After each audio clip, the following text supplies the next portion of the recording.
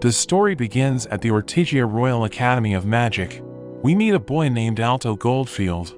He is told that he failed his summoning exam and that, if he cannot form a contract with a familiar by the next day, he will be held back a grade and forced to repeat the year.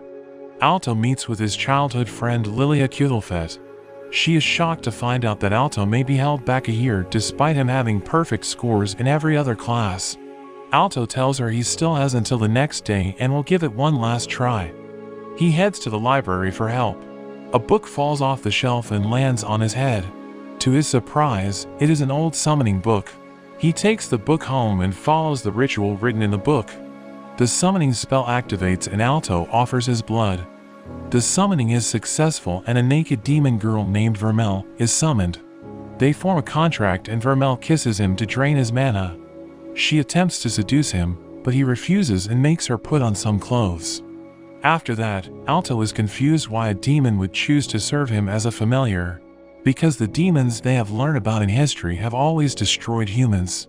She tells him that she was sealed away in the book and will serve him out of gratitude for setting her free. The next day, Alto presents Vermeil to his teacher as his summon. She conceals her horns and tail to pass as a human. At first, he doesn't believe Vermeil is his familiar because there are no records of humans being familiars. But Vermeil shows him her familiar crest and he is forced to accept her and pass Alto. Lilia gets jealous of Vermeil as she watches them from a distance. During class, Vermeil sits on Alto's lap showing him affection. The teacher tells him that such behavior is not appropriate, which Lilia is glad to hear. But Vermeil points out that many students have their familiars sitting with them and quotes the school's doctrine of living life alongside your familiar. The teacher is left speechless and Lilia has trouble accepting this.